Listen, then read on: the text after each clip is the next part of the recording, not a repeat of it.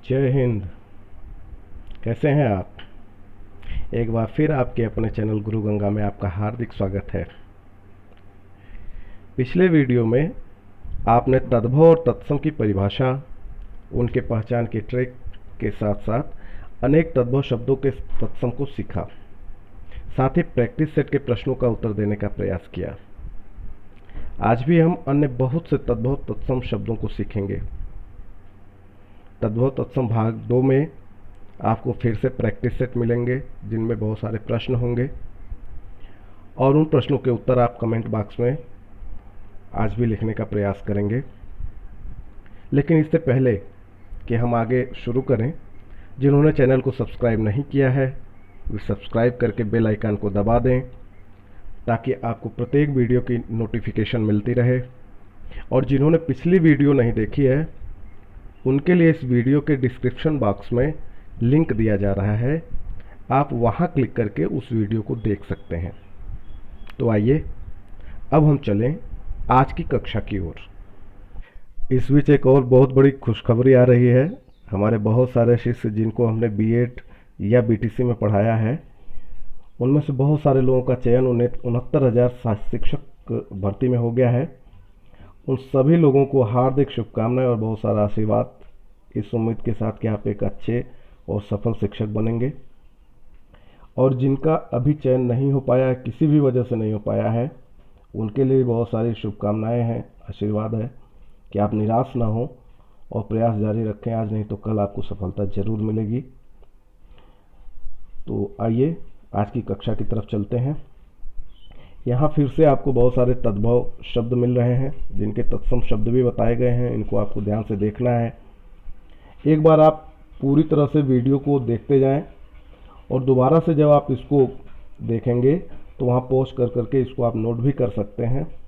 जो अभ्यास के प्रश्न पीछे दिए जाएंगे उनको आपको बिना पीछे देखे, बिना नोट्स देखे आपको कमेंट बॉक्स में उत्तर देने का प्रयास करना, ताकि पता लग सके कि आपने इस वीडियो से कितना सीखा है।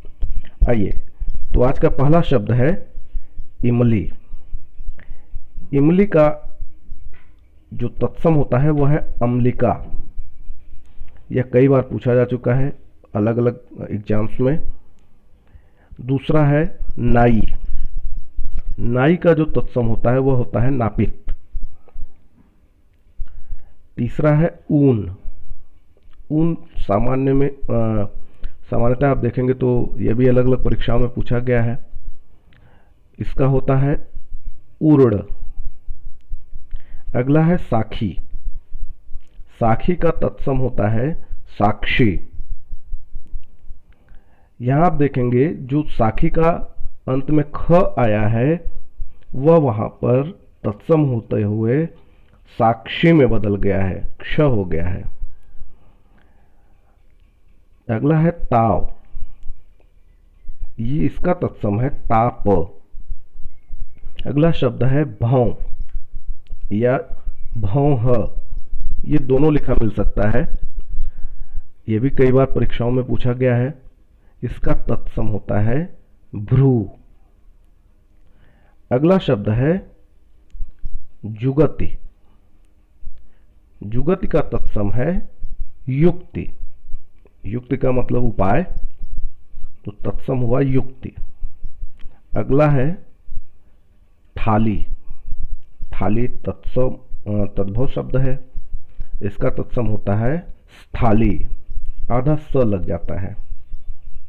अगला शब्द है हीय। हीय का तत्सम होता है हृदय। अगला बहुत ही इंपॉर्टेंट शब्द है, यह कई परीक्षाओं में पूछा जा चुका है, अटारी। अटारी, अटारी का होता है अट्टालिका। क्या होता है? अट्टालिका। इस बात को आप ध्यान देंगे, इसको थोड़ा ज़्यादा ध्यान से आप पढ़ेंगे। अगला शब्द है कोयल। कोयल का तत्सम होता है कोकिल। अगला शब्द है सरसों। सरसों का जो तत्सम होता है वह होता है सरसप। सरसप यह कई बार पूछा गया है, बीएड ज्वाइंट एंट्रेंस 2014 में भी पूछा गया है। अलग अलग कॉम्पिटिशन्स में ये सवाल पूछे जा चुके हैं, प्रश्नों के रूप में पूछे जा चुके हैं, तो इसको आप ध्यान से देखेंगे। अगला शब्द है गात। गात का तत्सम होता है गात्र। यहां आप देखेंगे जो लास्ट में त है यह त्र में बदल जाता है। ऐसे बहुत सारे शब्द हैं जिन तद्भव शब्दों के अंत में त लिखा होता है, जब वो तत्सम बनते हैं तो त्र में बदल जाते हैं। इस बात को आपको ध्यान देना है।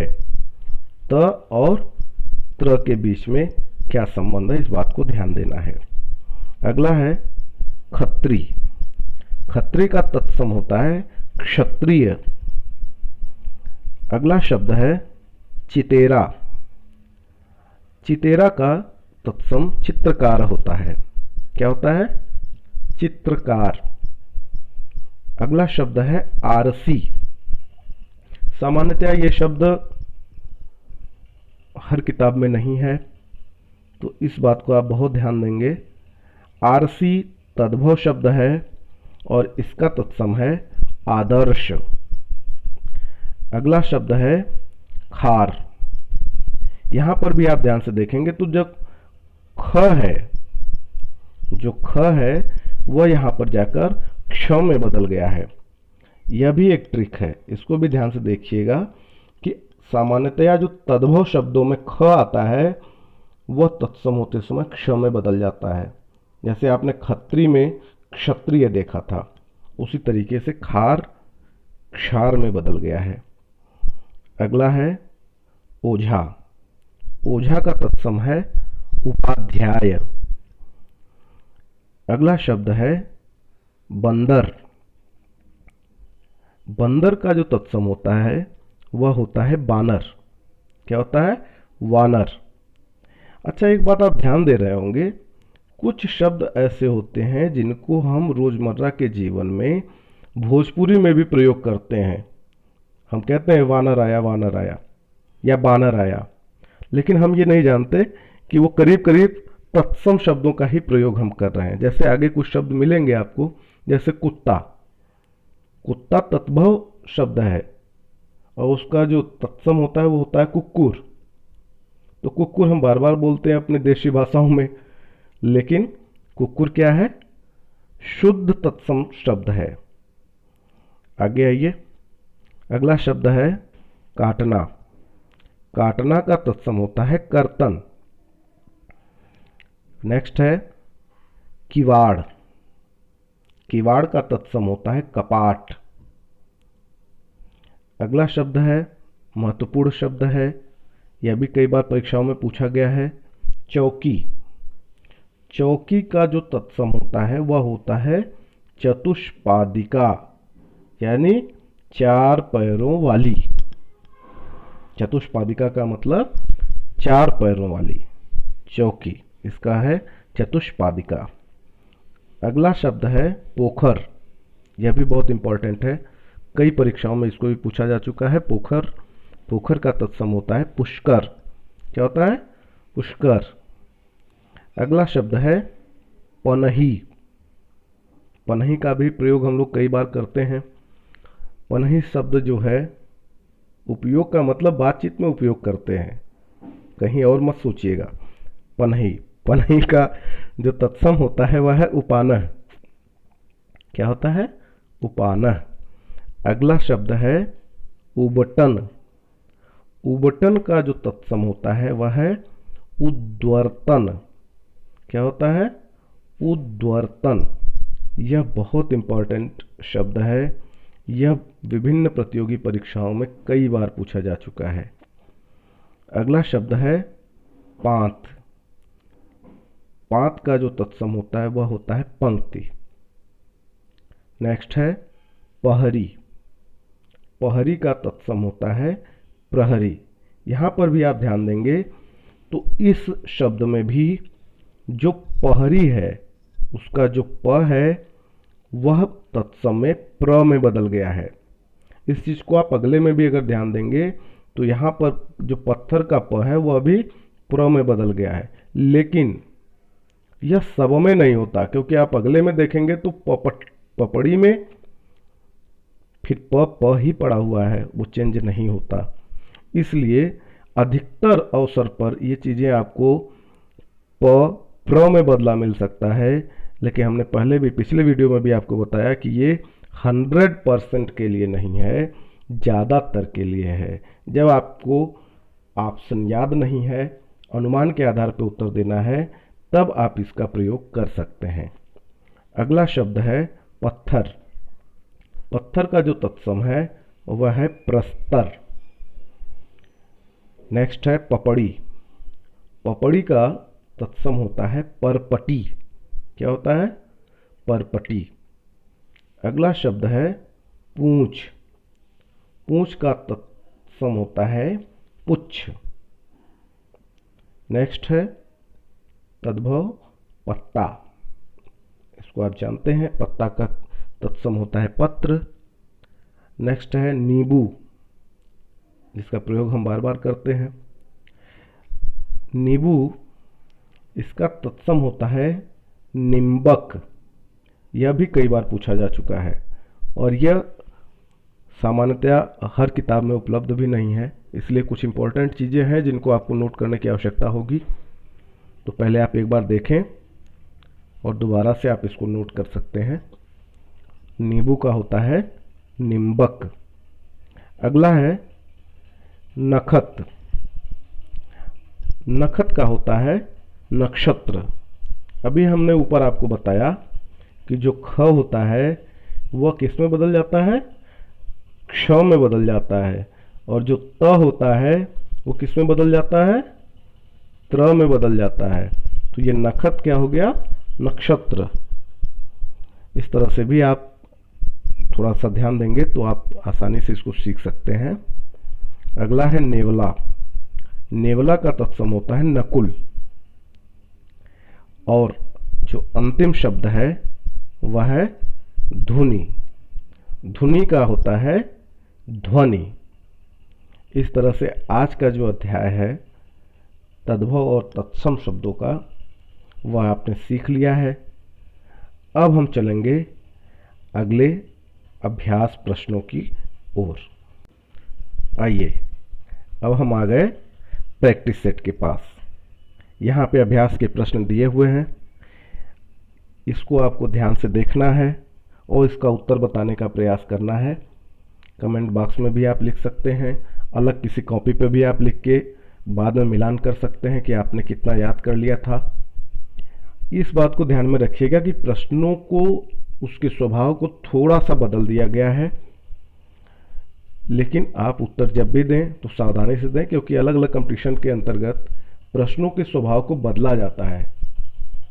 जो चीज़ें आप जानते हैं कई बार उसको दूसरे तरीके से पूछ लिया जाता है और आप जल्दबाजी में गलती कर जाते हैं।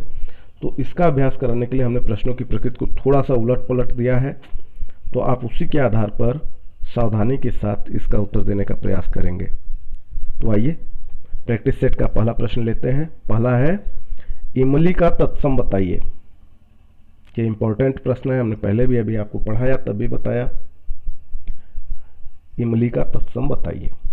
दूसरा है नापित किसका तत्सम है। यहां आप देखेंगे तो यहां तत्सम हमने दे दिया है, आपको इसका तद्भव बताना है। क्या बताना है आपको? तद्भव बताना है, तत्सम हमने दे दिया है। तीसरा है साखी का तत्सम बताइए। यह इंपॉर्टेंट प्रश्न है, हमने बताया भी था, ये बीएड 2007 में भी पूछा गया ज्वाइंट एंट्रेंस में, और 2014 के बीएड संयुक्त प्रवेश परीक्षा में भी पूछा जा चुका है। तो यही भी इंपॉर्टेंट है, इसका भी उत्तर आपको देना है कि साखी का तत्सम क्या है। अगला है सरसों का तत्सम बताइए। यह भी बीएड ज्वाइंट एंट्रेंस एग्जाम 2014 में पूछा जा चुका है। अगला है आदर्श का तद्भव क्या है। इंपॉर्टेंट है, हमने पढ़ाते समय आपको बता दिया था। आदर्श का तद्भव क्या है, ध्यान से देखिए, यहां आपको तत्सम नहीं बताना है, तद्भव बताना है। अगला है उबटन का तत्सम क्या है।